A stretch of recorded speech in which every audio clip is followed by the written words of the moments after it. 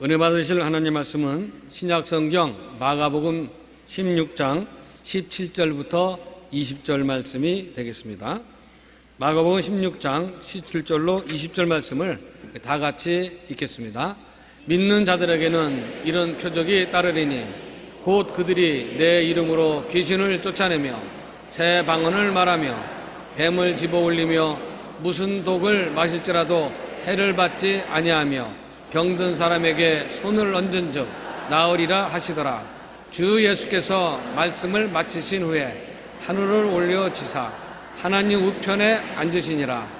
제자들이 나가 두루 전파할세 주께서 함께 역사하사 그 따르는 표적으로 말씀을 확실히 증언하시리라. 아멘. 역대 최대의 부자를 꼽으라면 당연히 미국의 록펠러입니다. 오늘날 최대의 부자라고 하는 빌 게이츠의 재산이 록펠러가 가진 것의 2배 정도라고 하니 록펠러가 살아있을 당시의 화폐 가치를 생각하면 엄청난 돈을 가진 부자였습니다. 록펠러는 자신만을 위해서 이기주의로 살다가 병이 들어 6개월 이상 되면 못 산다는 사형 선고를 받고 난 다음에 완전히 달라졌습니다. 그래서 변화를 입어 그리스도의 제자가 되고 그가 4년 동안에 그리스도의 사역을 위해서 굉장히 투자를 하고 또 하나님께 복도 많이 받았습니다. 여기에는 평소 록펠러 어머니의 신앙 교훈과 유언이 큰 영광을 나타내는 것입니다. 록펠러는 어머니를 기념하여 세계적으로 유명한 리버사이드 교회를 건축했습니다. 록펠러의 어머니가 남긴 10가지 유언은 이렇습니다. 그 아들에게 유언을 남겼는데, 첫째, 하나님을 친아버지로 섬겨라. 둘째, 목사님을 하나님 다음으로 섬겨라. 셋째, 주일 예배는 본교회에서 드려라. 넷째, 오른쪽 호주머니는 항상 11조 주머니로 하라. 다섯째, 아무도 원수를 만들지 말라. 여섯째, 아침에 목표를 세우고 기도하라. 일곱째, 잠자리에 들기 전에 하루를 반성하며 기도하라. 여덟째, 아침에는 꼭 하나님 말씀을 읽어라. 아홉째, 남을 도울 수 있는 한 힘껏 도와라. 열째, 예배 시간에는 항상 앞자리에 앉아라. 자리가 모자라서 뒷자리에 앉는 것 어찌할 도리가 없습니다. 록펠러의 어머니의 교훈과 유언에 따라 믿음 생활을 신실하게 하면서 큰 하나님의 축복과 은혜를 얻었습니다. 오늘날 우리의 신앙을 건강하게 성장시키기 위해서는 예수님께서 하신 유언의 말씀을 우리가 꼭 지키고 그대로 살아야 되는 것입니다. 그러면 더욱 성숙한 신앙인으로 발전하고 그로 말미암아 교회는 놀라운 열매를 거두게 되는 것입니다. 주님께서 우리에게 주신 최후의 명령이 록펠러 어머니가 록펠러에게 준 최후의 명령보다는 더 지엄한 것입니다. 부모님의 유언이나 지도자들이 마지막 남긴 말씀에도 우리는 귀를 기울입니다.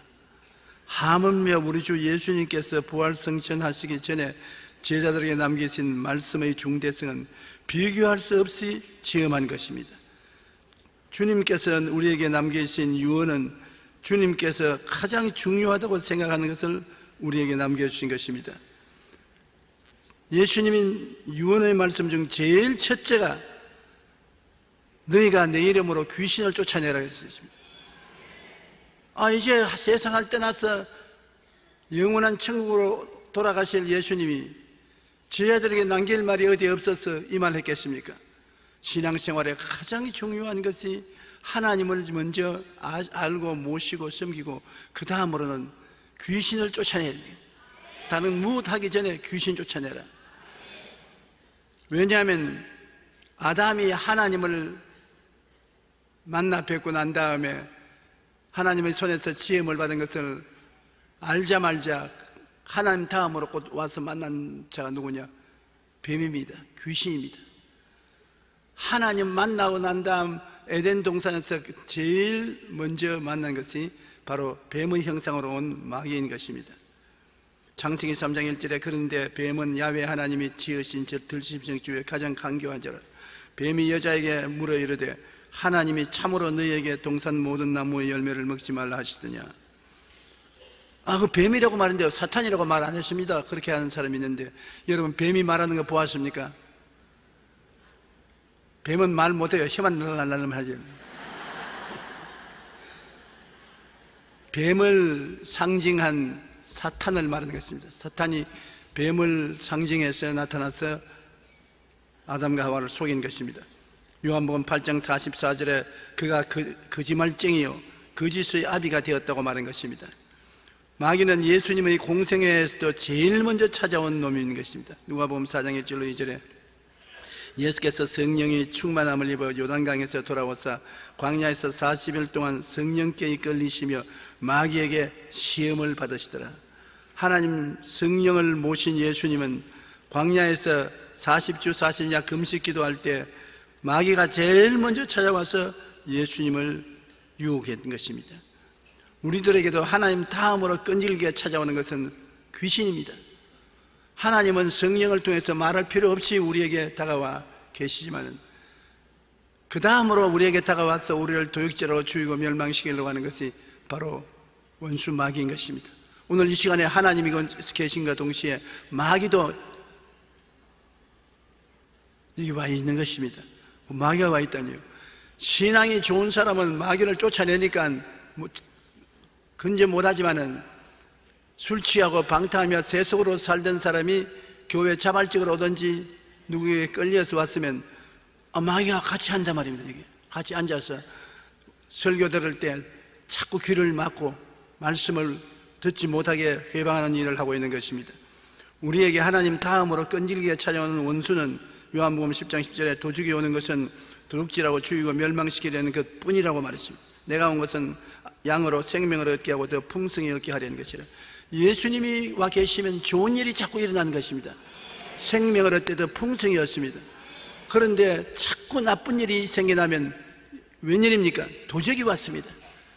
자꾸 도적질하고 죽이고 멸망시키는 일이 계속하는 것입니다. 그러면 우리 생활 중에 좋은 일이 많이 생겨나면 예수님이 나와 같이 계신다 찬미하고 감사하게 됐습니다. 나쁜 일이 자꾸 연이어 생겨나면 도적질하고 죽이고 멸망시키는 역사가 계속하면 사탄이 와 있는 것입니다.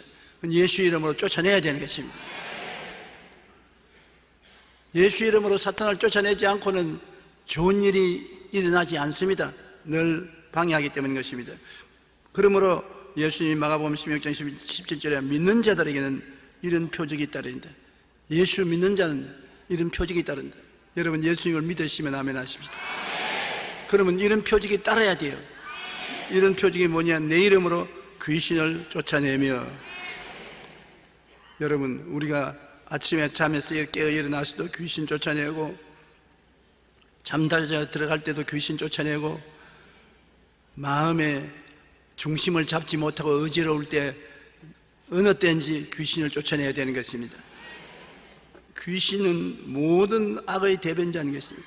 욥의 고난을 보십시오. 욥에게 찾아와서 마귀는 물질을 다 빼앗아가고 자녀를 다 빼앗아가고 몸에 병들게 하고 아내가 떠나게 하고 친구들이 와서 참수하게 하고 도저히 살아갈 수 없도록 가시방석을 맞는 것이 마귀요, 그 마귀를 따른 귀신인 것입니다. 야훼께서 사탄에게 이르시되 내가 어디서 왔느냐? 땅을 두루 돌아 여기저기 다녀왔습니다. 하나님은 전지전능 무소부지하셔서 어느 곳에 계십니다. 그러나 마귀는 전지전능 무소부지하지 않기 때문에 돌아다닙니다. 부지런히 돌아다닙니다. 오늘은 미국에 있다가 내일은 구라파에 갔다가 올해는 아시아에 왔다가 김씨집에 갔다가 박씨집에 갔다가 석씨집에 갔다가 조씨집에 왔다가 마귀는 굉장히 부지런히 뛰어다니는 것입니다.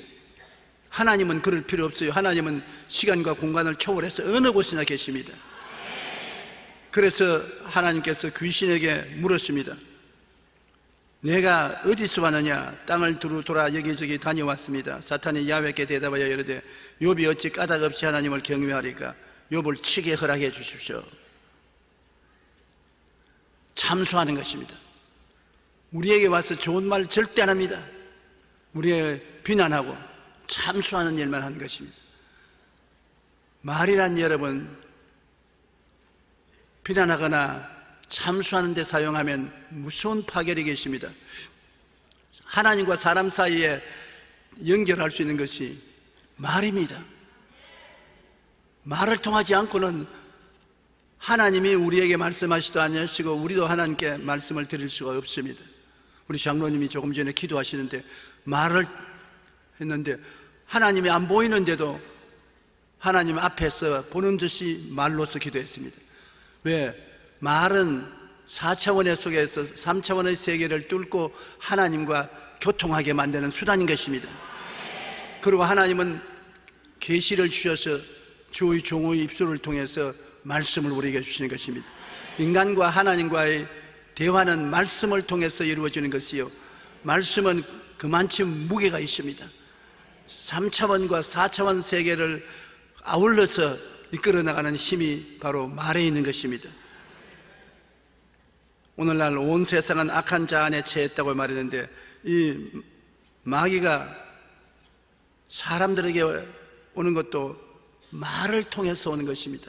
친구를 통해서, 원수를 통해서, 말을 통해서 우리에게 다가오는 것이니, 말이 굉장히 우리 인격 형성과 인간의 삶을 살아가는 데 중요한 것을 알아야 되는 것입니다. 여러분, 말이 입에서 나오면 그 말은 실체적인 것입니다. 나가서 그대로 이루는 역사를 베푸는 것입니다. 장난으로 말해서, 우리는 장난으로 말해도 말은 나갈 때 장난인 줄 모르고 시킨 대로 나가서 그 역사를 이루는 것입니다. 그러므로 장난으로 말하는 것도 큰 축복을 가져올 수도 있고 엄청난 파괴를 가져올 수도 있는 것입니다. 그러므로 말에 우리 조심해야 되는 것입니다. 그러나 이 마귀는 예수님이 십자가에서 전부 무장을 해제해 버리신 것입니다. 나사렛 예수님께서 우리의 죄와 불의, 추악과 저주, 절망과 죽음을 십자가에 못 박아서 다 청산했는데, 마귀는 우리를 다스리는 이유가 죄 때문에 다스린 것입니다. 죄의 주장자인 마귀가 사람들이 하나님께 죄지어서 쫓겨나가니까 점령해서 사람을 종으로 삼은 것입니다. 죄를 청산해버리면 마귀와 우리 관계는 끊어지는 것입니다. 마귀가 사람을 관계 맺는 것이 죄입니다. 근데 우리 인간은 죄를 씻을 수가 없고 의를 전적으로 행할 수가 없기 때문에 마귀에게 노여날 힘이 없습니다. 한번 잡히면 끝까지 혹사리가 되어서 끌려가는 것입니다. 그런데 예수님이 오셔서 우리의 모든 죄를 짊어지고 다 이루었었습니다. 그러므로 예수님 보혈로 말미암아 우리가 죄사함 받으면 공중의 권세 잡은 원수 마귀, 정사와 권세를 잡고서 우리를 뒤흔들던 원수 마귀를 일시에 쫓아낼 수 있는 것은 예수님이 보혈로 무장 해제시켜 버리기 때문인 것입니다. 사도행전 10장 38절에 하나님의 나사렛 예수에게 성령과 능력을 기름 붓듯 하셨으며 저가 두루 다니시며 착한 일을 행하시고 마귀에게 눌린 모든 자를 고치셨다. 예수님이 고친 모든 환자들은 다 마귀에게 직접 간접으로 눌려서 병이 됐다는 것입니다. 병은 마귀가 가지고 다니는 독인 것입니다. 그러므로 이 마귀를 물리치면 병도 같이 떠나가게 되는 것입니다. 그러므로 우리는 십자가에서 예수님이 우리를 위해서 대속하신 것을 우리가 깊이 마음먹고 예수님 통해서 하나님을 섬길 뿐 아니라 예수님을 통해서 원수 마귀를 쫓아내야 되는 것입니다. 이제 우리는 하나님 다음으로 관심을 갖고 귀신을 대적해야 되는 것입니다. 우리 관심은 하나님이 제일 첫째요. 그 다음에는 우리를 도적질로 죽이고 멸망시키려 따라다니는 마귀에 대해서 관심을 기울이고 그를 대적해야 되는 것입니다. 귀신은 회방하고 억압하고 우리를 좌절하게 하고 우울하게 하고 삶을 포기하게 만드는 흉악한 일을 계속하고 있는 것입니다.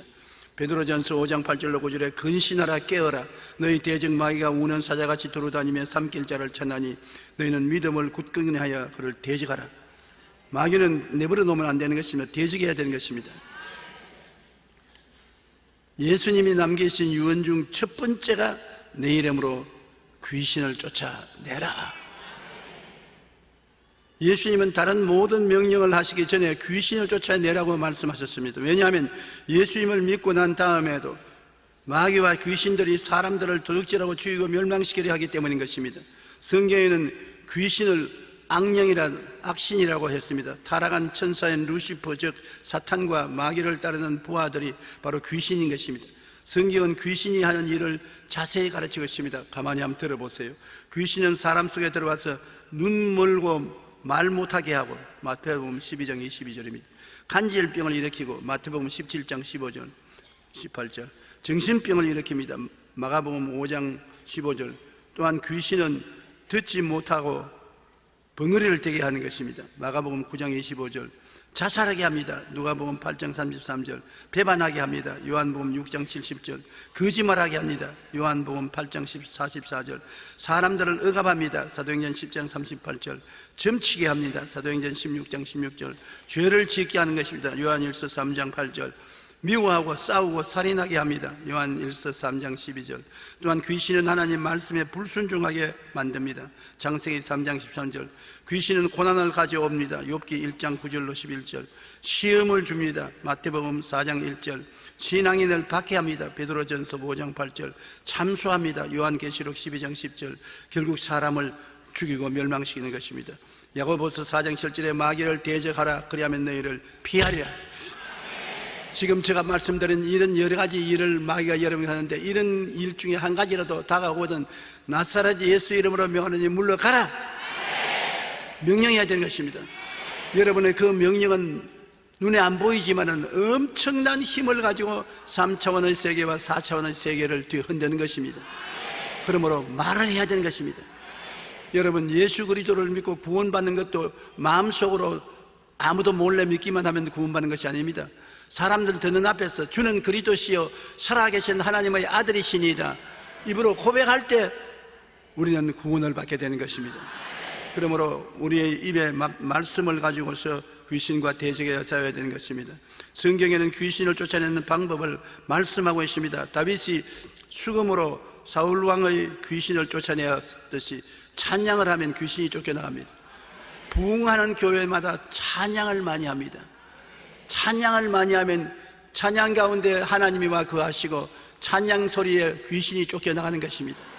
그러므로 큰 부흥이 일어날 때는 찬양을 많이 하고 귀신이 쫓겨나가는데, 찬양을 적게 하고 조용하게 예배해버리면 벌써 하나님의 임재가 사라지고 귀신이 평안하게 와서 있는 것입니다. 그렇기 때문에 우리는 찬양으로 귀신을 쫓아내고, 그 다음에는 말씀으로 귀신을 쫓아내는 것입니다. 우리가 귀신이 오면 하나님 말씀으로 대적하는 것입니다. 너는 이제 이 병들어 죽는다, 너는 병들었다. 그러면 말씀에 기록되어 있을 때 베드로전서 2장 24절에 제가 채찍에 맞음으로 너희가 나음을 입었다고 말했다. 이 말씀으로 명하노니 물러가라.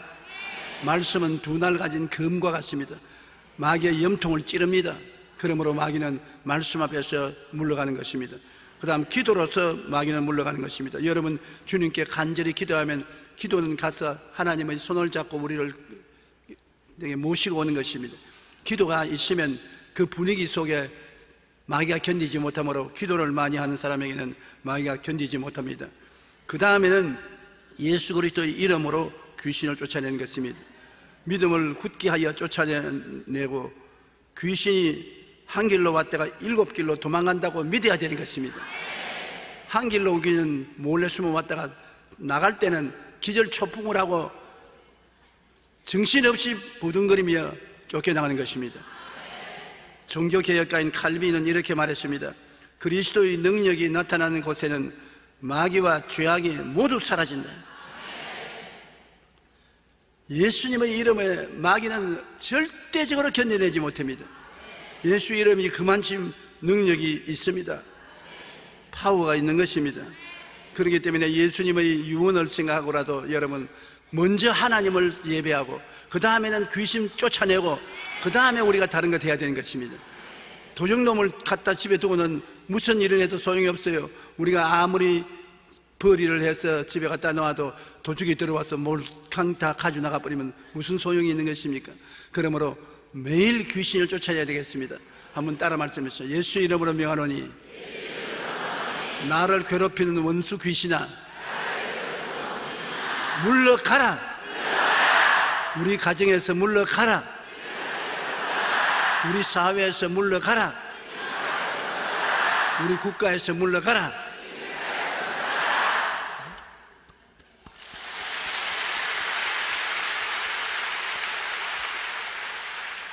여러분의 꾸짖는 이 꾸짖음이 효과를 발생합니다.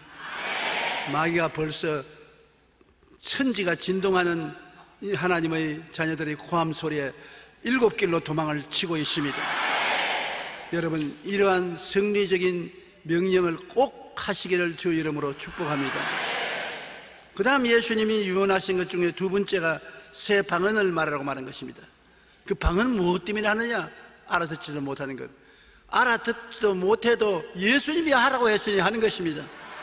물론 방언 통역을 하면 내용을 알아보는데 반대하는 사람이 반대하기 위해서 방언 무슨 소용이 있느냐 못 알아듣는데 그렇게 말하는데 그건 굉장히 오만한 말입니다. 주님이 방언을 하라고 말할 때 쓸데없는 방언을 하라고 할 택이 없는 것입니다. 사도행전 2장 4절에 그들이 다 성령의 충만함을 받고 성령이 말하게 하심을 따라 다른 언어들로 말하기 시작하더라. 성령이 충만해야 방언이 나오지, 성령이 조금밖에 안 와 계신데 방언이 나오나요? 여러분, 그릇에 물을 자꾸 담아서 물이 넘치면 물 넘치는 소리가 나죠. 넘치지 않는데 물 넘치는 소리가 납니까? 성령께서 우리에게 넘쳐나도록 임하시면 우리의 혀가 성령께 사로잡혀 방언을 말하기 시작하는 것입니다. 어떤 사람은 쉽게 충만하고 어떤 사람은 굉장히 어렵게 성령을 받습니다. 저는 굉장히 어렵게 받았어요. 신학교 다닐 때부터 성령 받기 위해서 1년 내내 기도했는데 나는 방언을 못했어요. 그러나 우리 친구들은 전부 방언을 말하고 기뻐 뛰는데 나는 방언 못하니까, 제가 학생회장이었는데 학생회장이 왜 방언 못하노? 그렇게 꾸중을 들어서 그 다음부터 거짓말을 했습니다. 무슨 거짓말을 했느냐? 다 방언을 말하는데 방언 말하는 내 친구들이 영어를 아는 사람이 한 사람도 없어요. 그러니 나는 영어로가 막 소리내서 기도했습니다. 그러니까 내 친구들이 야, 방언 말한다. 학생회장이 방언을 말하는구나. 그래서 내가 영어로서 기도를 유창하게 하고 난 다음에 방언 말했던 말은 절대 안 했습니다. 영어로 기도했으니까. 내 친구들이 방언을 말한다고 야단법석을 했는데 그것이 마음의 고통이 되어서 하루는 결심을 했어요. 결코 내가 성령 받아야 되겠다고. 삼각산에 올라가서 저 꼭대기 바위에 앉아가지고서 방언을 못 받으면 여기서 굴러 떨어져 죽더라도 방언을 하겠다고 그 기도를 하는데 우리 친구가 너 여기서 기도하는 사람은 좀처럼 없다. 밤이 오면은 다 내려간다. 왜 그러냐 그러겠네. 요사이 삼각산에 호랑이가 나타난다는 말 못 들었냐? 꼭대기에 호랑이가 꼭 나타난다고 그래. 그래서 잘못하면 잡혀 먹는다. 그러니까 그게 벌써 마귀의 소리라. 내가 내려가 버릴까 말까, 내려가 버릴까 말까. 여러 번 생각을 하다가 에라, 호랑이하고 싸우면 싸웠지 안 내려가겠다. 그리고 내가 기도하면서 돌멩이를 잔뜩 쌓아놓고 난 다음에 밤중쯤 되면 돌멩이 두 개 두고 주여 성령 받게 해주시옵소서, 주여 성령 받게 해주시옵소서. 호랑이 오면 돌로 때리려고 해. 들고서 주여 성령 받게 해주시옵소서. 그러니까 성령이 오실 때 있나요? 나중에 새벽녘에 되어서 심신이 지칠 때 에라, 잡아먹히더라도 방언을 하고 잡아먹여야 되겠다. 그러고 내가 있는 힘을 다해서 기도를 하는데 배가 가죽에 딱 붙어서 말이 안 나올 정도로 힘을 다해서 기도를 하는데 나도 모르는 소리가 입에서 자꾸 나와요. 그래서 다시 입을 닦고 또 들어봐도 또 모르는 소리. 보니까 방언을 나도 모르는 사이에 방언을 하고 있었습니다.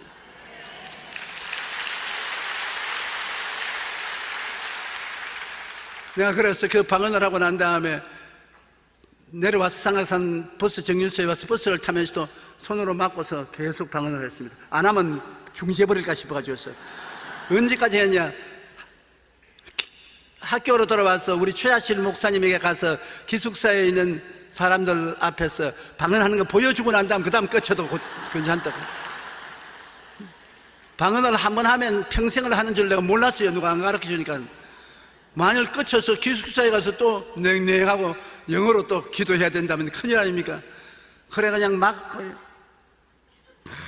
방언을 자꾸 말하고 가니까 버스 탄 사람들이 전부 나를 쳐다보고 이상하게 생각합니다.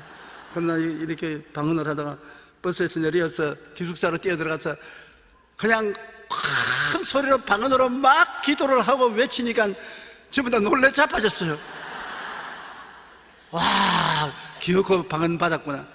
방언 받은 것이 아니라 성령 충만함을 받은 것입니다. 성령이 충만하면 방언이 나오는 것입니다. 그 다음에 방언으로 늘 기도하면서 깨닫고 보니까 한 번 방언으로 기도하면 평생에 늘 방언으로 기도하게 되는 것을 알게 된 것입니다. 고린도후서 1장 22절에 그가 또한 우리에게 인치시고 보증으로 우리 마음에 성령을 주신다니라. 구원받았다고 인을 탁 치시고 그 다음 성령 받아 방언 말하면 구원받은 보증이 되는 것입니다. 틀림없이 천당 간다는 보증을 방언은 우리에게 해주는 것입니다. 그뿐 아니라 방언을 하면은 마음에 평안해지는 것입니다.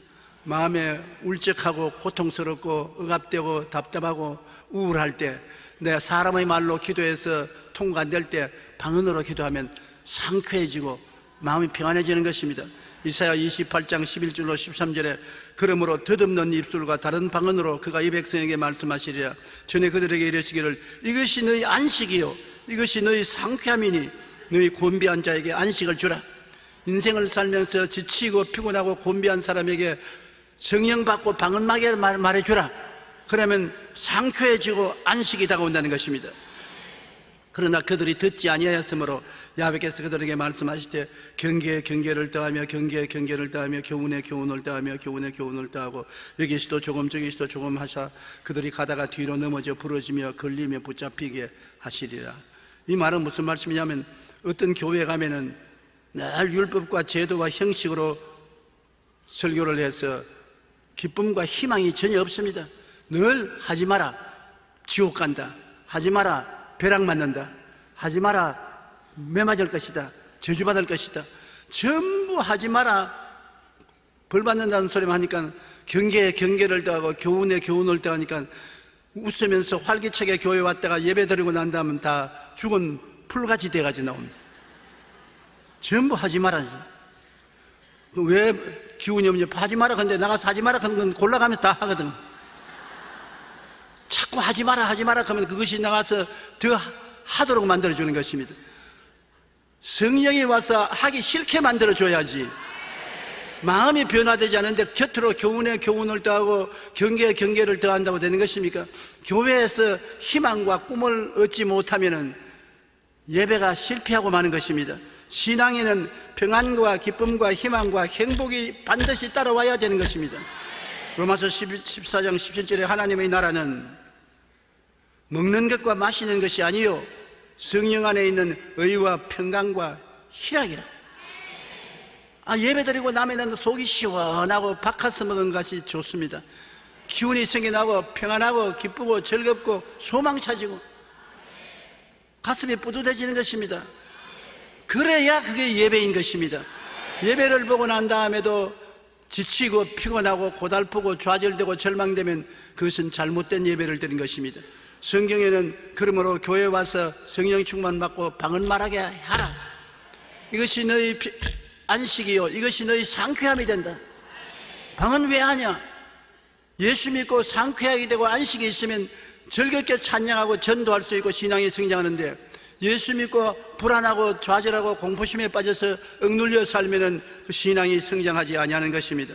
그렇기 때문에 방언은 안식과 상쾌함을 주시는 것입니다. 그뿐 아니라 방언을 하는 것은 우리가 마땅히 기도할 바를 알지 못하나 성령이 친히 우리를 위해서 대신 기도해 주는 것입니다. 갑자기 나의 신변에 위험이 다가올 때 나는 모르잖아요. 내 가족 중에 위험을 당할 때 나는 모르잖아요. 그러나 성령이 말할 수 없는 탄식으로 기도해라 기도해라 기도하고 싶은 갈급한 마음이 생깁니다. 그래서 기도하려고 엎드리는데 무엇을 할지 몰라요. 멍합니다. 그럴 때 방언으로 기도를 쏘아놓으면 우리가 마땅히 기도할 바를 알지 못하나 성령이 말할 수 없는 탄식으로 우리 위해서 기도해 주셔서 미연의 모든 재난을 막아주시고 하나님의 은혜를 받게 만들어 주시는 것입니다. 그러므로 방언으로 기도하는 것은 여러분이 기도할 줄 모르는데 마음의 기도는 해야 되겠다는 탄식이 나올 때 그때 방언으로 기도하면 큰 도움을 받게 되는 것입니다. 뱀을 집어 올리라고 말한다고 초대 성령 받은 신자들이 칼리포니아에서 방울뱀을 가지고 와서 막 교인들 앞에서 뱀 집 올리다가 물려가 죽은 사람이 꽤 많습니다. 여기에 뱀이라는 것은 주님께서 상징적으로 말한 것입니다. 상징적으로 말한 것은 뱀을 말한 것은 사탄의 모습을 하고 오는 뱀을 집어내라는 것입니다. 즉 다시 말하면 인본주의적 문화, 예술, 학문, 철학 같은 것, 이 세상의 사람들이 다 말하지 않습니까? 민주주의적인, 인본주의적인 정치를 하고 문학을 하고 예술을 하고 학문을 하고 철학을 하는데 그 가운데 하나님은 없습니다. 하나님은 내밀어버리고 세속으로 꽉 들어찬 지혜와 지식과 총명을 말하면 거기에는 아주 아름답게 보이지만은 뱀이 들어있다는 것입니다. 뱀을 집어내라는 것입니다. 속아 넘어가지 말라는 것입니다. 철학자들이 철학적 지식을 통해서 하나님은 안 계시다고 말합니다. 그러면 그것은 뱀이 말하는 것입니다. 그걸 집어내야 되는 것입니다. 그리고 오만과 교만하고 오만해서 자기 머리를 흔들고 어깨를 흔들면서 오는 것은 그 가운데 뱀이 들어앉아서 그렇게 하는 것입니다. 사탄이 들어지는 것이므로 저 사람 지금 마귀에게 잡혀서 행동한다는 것을 깨달아 알고 그 대처를 세워야 되는 것입니다. 욕심과 탐심도 뱀입니다. 자기 분수를 넘어서 욕심을 가지면 뱀이 들어와 있습니다. 마귀가 들어와 있으니 그걸 끄집어내야 되는 것입니다. 탐심도 끄집어내야 되는 것입니다. 그러므로 우리가 기도할 때 하나님 아버지여, 인본주의적인 지혜와 총명과 모략과 재능과 지식도 다 뱀이 들어와 있으니 뱀을 골라내고 사용하게 도와주시옵소서.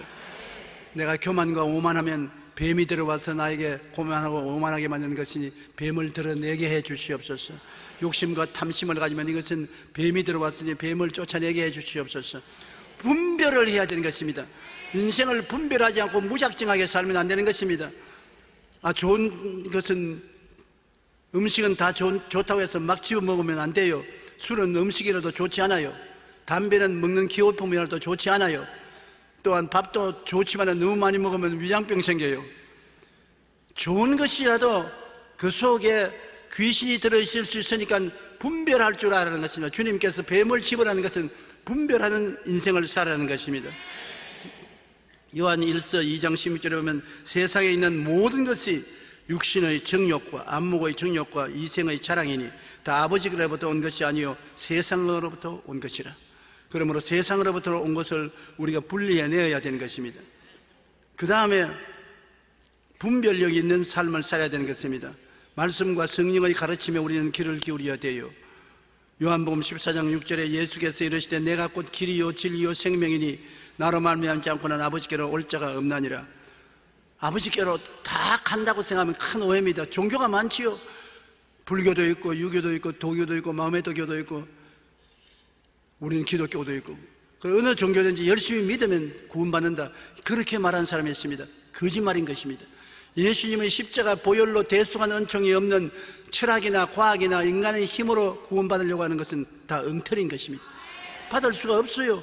우리의 죄를 대신 짊어지고 청산하신 하나님의 아들이 길이요 진리요 생명인 것입니다. 그러므로 이것도 분별해내라는 것입니다. 뱀을 집어내라는 것입니다. 갈라디아서 5장 16절로 18절에 너희는 성령을 따라 행하라. 그리하면 육체의 욕심을 이루지 아니하리라. 육체의 소욕은 성령을 거스르고 성령은 육체를 거스르하니 이 둘이 서로 대적함으로 너희가 원하는 것을 하지 못하게 하려 함이라. 너희가 만일 성령을 인도하는 바가 되면 율법 아래 있지 아니하리라. 율법을 사람의 힘으로 지키려고 하면 지켜지나요? 안 지켜지는 것입니다. 지키려고 애를 쓰면 애를 쓸수록 자꾸 더 범하게 돼요.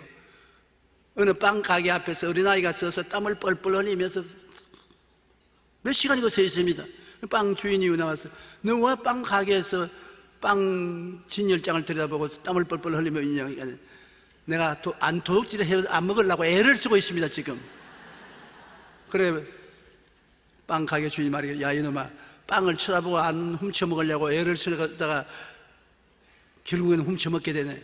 그러지 말고 빵 안 보이는 곳에 가서 다른 것을 바라보라. 산천 초목을 바라보든지 짐승들을 바라보면 빵 생각이 안 날 것이다. 그런 말을 했다는 것을 읽어본 것입니다. 우리가 집중적으로 바라보고서 행하려고 하면 오히려 그것을 범할 때가 많습니다.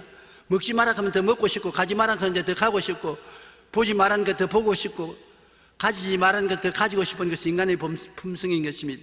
우리를 변화시키는 것은 성령이 와서 우리의 마음의 생각을 변화시키는 것입니다.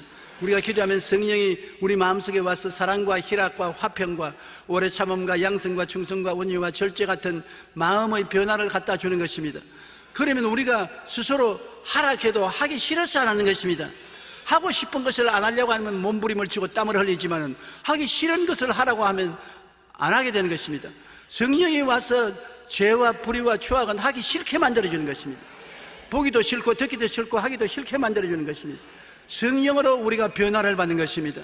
하나님의 성령의 죄와 사망의 법에서 우리를 해방시켜 주시는 것입니다. 그러므로 우리는 성령님을 늘 인정하고 환영하고 모시드리고 의지하며 성령께 부탁하면 성령이 우리 품성을 바꾸어 주어서 그러한 모든 세상적인 죄악을 싫어하게 만들어서 성결한 삶을 살도록 만들어주는 것입니다. 예수 그리스도를 통해서 독이 날라올 때 독을 두려워하지 말라고 주님께서 말씀하는 것입니다. 모세가 광야에서 뱀을 든 것을 아시지요? 모세가 광야에 이스라엘 백성을 데리고다 그들이 길이 험함으로 원망불평하며 하나님이 불뱀을 허락해서 불뱀이 와서 그들을 물고 찢게 해서 많은 사람이 죽었습니다. 그때 백성들이 회개를 하며 모세가 기도하며 하나님이 구리뱀을 만들어 달으라. 쳐다보는 사람마다 다 나을 것이다. 빨리 구리뱀을 만들어서 장대에 달아서 뱀에 물려서 독이 퉁퉁 오른 사람이 쳐다만 보면 다 나았는 것입니다. 이 뱀의 독이 상징적으로 사탄인 것입니다. 오늘날 안 믿는 사람들은 이 사탄에게 물려서 사망의 독이 올라 심적으로 퉁퉁 부었습니다. 육체로 안 부었다고 말해도 영적으로 퉁퉁 부었습니다. 다 죽어가는 것입니다. 뱀에게 물렸습니다. 여기에 해독을 어떻게 하는 것입니까? 예수님이 니고데모에게 말씀하기를 모세가 광야에서 뱀을 든 것같이 나도 들려야 한다. 누구든지 나를 쳐다보면 낫는다. 구원을 받는다. 예수님이 우리의 모든 죄악과 저주와 절망과 죽음의 독을 짊어지고 청산해버리기 때문에 만병통치약이 예수님인 것입니다. 예수님께 의지하면 모든 독이 사라지고 마는 것입니다. 예수님의 십자가는 강력한 해독제인 것입니다. 십자가의 은혜를 깨닫고 항상 바라보고 믿으면 우리가 이 독에서 해방될 수가 있는 것입니다. 그리고 어떻게 그러면 해소합니까? 입술로 해소를 시켜야 되는 것입니다. 미움은 물러가라. 참소는 물러가라. 마음에 시험인 된 것은 물러가라. 입술로서 말하면 말이 나가서 예수 십자가를 통해서 중화시켜버리고 마는 것입니다. 모세가 선연물, 우물물에 나무가지를 꺾었던 일이 물이 달아진 것처럼 우리가 예수님 십자가를 가지고서 명령을 하면 독이 해소되는 것입니다. 죽고 사는 것이 혀의 힘에 달렸나니 혀를 쓰기 좋아하는 자는 혀의 열매를 먹으리라고 말하는 것입니다. 그 다음 마지막으로 주님께서 우리에게 명령한 것은 병든 자에게 손을 얹은즉 나으리라 하시더라. 병든 자에게 손을 얹으면 낫는다고 말했지 병이 중해진다고 말 안 했었습니다. 주님은 병 고치기를 정말로 원하시는 것입니다. 그렇지 않다면 예수님이 회개하라 천국이 가까웠다고 난 다음에는 곧장 병을 고쳤습니다. 그리스도의 복음에 천국 복음을 전가할 때 병 고침이 안 따르는 천국 복음은 없습니다. 12제자에게도 회개하라 천국이 가까웠다 하고는 곧장 병을 고치라 했습니다. 70인의 제자 둘씩 보내면서 회개하라 천국이 갔다고 말하고 어느 곳에 가든지 귀신을 쫓아내고 병을 고치라고 말하는 것입니다. 주님은 병에 대해서 절대적으로 치료에 대한 각오를 가지고 계신 것입니다. 치료하지 않은 복음은 복음이 아닙니다. 오늘 우리가 이 자리에 모인 것은 예수의 복음을 듣고 심신의 용기와 힘을 얻을 뿐 아니라 병고침 받으러 왔는 것입니다. 오늘 우리 말씀을 끝내치고 병고침에 기도하면 여러분 병이 낫습니다. 물러가는 것입니다. 그러므로 병의 거루트기가 죄에 있으므로 우리가 꼭 죄를 회개하고 병 낫기를 위하여 기도해야 되는 것입니다. 신명기 28장 20절로 22절에 내가 악을 행하여 그를 잊음으로 내 손으로 하는 모든 일에 야훼께서 저주와 혼란과 책망을 내리시어 망하며 속히 파멸하게 하실 것이며 야훼께서 내 몸에 연병이 들게 하사 내가 들어가 차지할 땅에서 마침내 너를 멸하실 것이라. 야훼께서 폐병과 열병과 염증과 학질과 한재와 풍재와 썩는 재앙으로 너를 치리니 이 재앙들이 너를 따라 너를 전멸하게 될 것이라고 말하는 것입니다. 죄가 있으면 죄가 이러한 병을 가져오게 되는 것입니다. 성경에 보면 요한복음 5장 2절로 14절에 베데스다 연못가에 38해가 되는 병자가 들어누워 있었습니다. 예수님께서 그를 보고 낫기를 원하냐니까 연못물이 동요할 때 처음 들어가는 사람이 나는데 내가 일어나 가기 전에 다른 사람이 다 들어가서 나와버리고 나는 38해 동안 이 침대에 들어누워서 있습니다. 예수님께서 날 쳐다보라. 그 침상을 들고 일어나 가라. 적시로 나와버리고 말한 것입니다. 그 다음 예수께서 성전에서 그 사람을 만나서 이르시되 보라 내가 나았으니 더 심한 것이 생기지 않게 다시는 죄를 범하지 말라고 말한 것입니다. 모든 병이 모두 다 죄 때문에 온 것은 아니지만 많은 죄가 대다수 죄의 뿌리를 가지고 있는 것입니다. 그렇기 때문에 너희 중에 병든 자가 있느냐 저희는 교회 장로들을 처할 것이여 기름을 바르고 위하여 기도함지라 믿음의 기도는 병든 자를 구원하리니 주께서 저를 일으키시라. 혹시 죄를 범하셨을지라도 사하심을 얻으리라고 말하는 것입니다. 그렇기 때문에 죄사함을 받을 때 병이 났고 병이 들면 죄사함을 달라고 주님께 회개의 기도를 하고 병 고침을 받는 것이 정상적인 순서인 것입니다. 예수님은 대속의 복음 다음으로 병을 처치했습니다.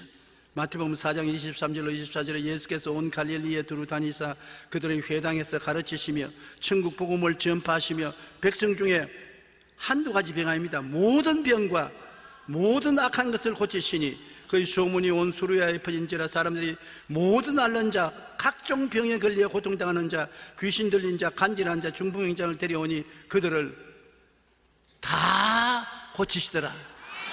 한번 따라 말씀했어요. 다 고치시더라. 이 중에 내 병도 포함되어 있나니라. 그러므로 어려운 것 없어요. 주님은 어떤 병이든지 예외 없이 다 고쳤는 것입니다. 오늘날도 주의 이름으로 하나님은 다 고치시는 것입니다. 손을 얹고 기도하라는 그 말은 우리가 동정과 사랑을 가지고 기도하는 것입니다. 그냥 지나가는 우연한 동기를 가지고서 나을지어다 하지 말고 손을 얹고 기도하는 것은 손이라는 것은 여러분 도와주는 따뜻한 감정을 말하는 것입니다. 정성과 감정을 가지고서 사랑으로 기도해 주라는 것입니다. 야고보서 5장 15절로 16절 우리 다 같이 한번 읽어보십시다. 믿음의 기도는 병든 자를 구원하리니 주께서 그를 일으키시리라. 혹시 죄를 범하였을지라도 사하심을 받으리라. 그러므로 너희 죄를 수보 고백하며 병이 낫기를 위하여 서로 기도하라. 의인의 간구는 역사하는 힘이 많으니라. 병 낫기를 위하여 기도하라고 명령인 것입니다. 그냥 보고 지나가라고 말한 것이 아닙니다. 병 낫기를 위해서 기도하라. 바울 선생이 선교 여행을 하다가 폭풍우를 만나서 배가 정박하게 된 것입니다. 사도행전 28장 8절로 9절에 보면 부블리오의 부친이 열병과 이질에 걸려 누워있거늘 바울이 들어가서 기도하고 그에게 안수하여 낫게 하며 이름으로 섬 가운데 다른 병든 사람들이 와서 고침을 받더라. 조그마한 섬에 배가 걸려서 폭풍우를 피했는데 그 섬에 사는 사람의 촌장의 아버지 부블리오가 부친이 열병과 이질이 걸렸는데 바울이 와서 안수하고 기도하며 나았습니다. 동리에 있는 병든 자들이 다 와서 다 고침을 받고 그 섬에 있는 사람들은 모두 다 구원을 받게 된 것입니다. 여러분, 병든 자를 고치면 그것이 우리 복음 전거에 굉장한 힘이 되는 것입니다. 그러므로 낫는다는 강력한 믿음으로 감사하고 기도하고 선언을 해야 되는 것입니다. 나는 채찍에 맞음으로 나음을 입었다고, 눈에는 아무 증거 안 보이고 귀에는 아무 소리 안 들리고 손에는 잡히는 없어도 하나님의 말씀은 거짓이 없기 때문에 하늘과 땅을 지으신 그 말씀대로 내가 기도를 받았으면 그 말씀을 입으로 자꾸 시인해야 되는 것입니다. 제가 채찍에 맞음으로 내가 나음을 입었다. 제가 채찍에 맞음으로 난 나음을 입었다. 너희 병은 물러가라. 제가 채찍에 맞음으로 난 나음을 입었다. 그렇게 하면 그 말씀이 굉장한 힘이 되는 것입니다. 말씀이 합쳐서 큰 힘이 되어서 병을 물리치고 마는 것입니다. 빌립보서 4장 6절로 7절에 아무것도 염려하지 말고 다만 모든 일에 기도와 간구로 너희 구할 것을 감사함으로 하나님께 아뢰라. 그래야 모든 지각에 뛰어난 하나님의 평강이 그리스도 예수 안에서 너희 마음과 생각을 지키시리라. 우리가 감사는 끊임없이 해야 되는 것입니다. 어떠한 반찬에도 소금을 섞어야 마시는 것처럼 감사는 소금과 같은 것입니다. 우리가 병자 위한 기도를 하고 난 다음에도 감사 기도를 해야 되고, 나를 위해서 다른 문제를 기도해도 감사를 해야 되고, 감사로 제사를 드리는 자가 나를 영화롭게 하나니 그 행위를 옳게 하는 자에게 하나님의 구원으로 보이겠다고 말씀하는 것입니다. 감사는 하나님을 영화롭게 만들기 때문에 무엇이 하나님께 구하고 난 다음에는 감사를 함께 넣어야 하나님이 기뻐하시고 즐거워하시는 것입니다. 하나님께서는 이 세상을 떠나실 때 우리에게 최후의 명령을 주셨는데 그 최후의 명령을 실천하면은 큰 변화가 다가오는 것입니다. 신앙의 건강과 성장 발전을 위해서 가장 기초적인 대책이 바로 이 말씀, 예수님의 마가복음 16장인 것입니다. 마귀는 예수님의 이 말씀을 어찌하든지 등한히 하도록 교회에서 전력을 다하고 있습니다. 우리 예수님의 최후의 명령을 한번 다 같이 외워보십시다. 믿는 자들에게, 시작. 믿는 자들에게는 이런 표적이 따르리니 곧 그들이 내 이름으로 귀신을 쫓아내며 새 방언을 말하며 뱀을 집으며 무슨 독을 마실지라도 해를 받지 아니하며 병든 자에게 손을 얹은 적 나으리라. 그것은 조용기 목사나 우리 당회장 이영원 목사님이나 할 일이지 우리가 할 일 아니다. 천만에요. 여기에 믿는 자라고 말했었습니다. 예수님을 구주로 믿으시면 아멘 하십시다. 그렇다면 여러분에게 주님께서 이 유언의 말씀을 남긴 것입니다. 믿는 자들에게는 이런 표적에 따르니 저희가 내 이름으로 귀신을 쫓아내며 새 방언을 말하며 뱀을 집으며 무슨 독을 마실지라도 해를 받지 아니하며 병든 자에게 손을 얹은 적 나으리라. 믿습니까? 믿어야 돼요. 믿음으로 사는 것이 그리스도의 신앙인 것입니다. 여러분, 예수 그리스도를 믿는 신앙보다도 인간 이성으로 생각하면 못 믿을 것이 없습니다. 우리는 완전히 그들은 비이성적이라고 생각합니다. 예수님이 십자가에 못 박혀 죽었다가 사흘 만에 부활했다는 것 우리는 다 철저히 믿지만은 그 사람들은 믿지 않습니다. 세상 사람들은 세상에 그런 엉터리가 어디 있느냐. 우리는 모세가 홍해수를 갈라서 이스라엘 300만 백성이 마른 땅같이 건너왔다는 것 어렵지 않게 믿습니다. 그러나 안 믿는 사람들은 웃기네 웃겨. 모세가 지팡이로 홍해수를 갈랐다니 그런 엉터리가 어디 있느냐. 그렇기 때문에 여러분 이성적으로 과학적으로 신앙을 하려면 안 됩니다. 우리는 주의 말씀을 무조건 믿는 것입니다. 죽었다가 살아난 것 사실이니까 사실을 믿는 것입니다. 성령이 우리에게 감동을 주셔서 믿음을 주셨으므로 그 믿음을 가지고 환경을 바라보지 말고 귀신도 쫓아내시고 방언을 말하시고 모든 일에 마귀가 들어있지 않느냐 분별하여 뱀을 집어내고 독을 마시고 나면은 독을 쫓아내고 십자가의 명령으로 쫓아내고 병은 가는 곳마다 고치십시오.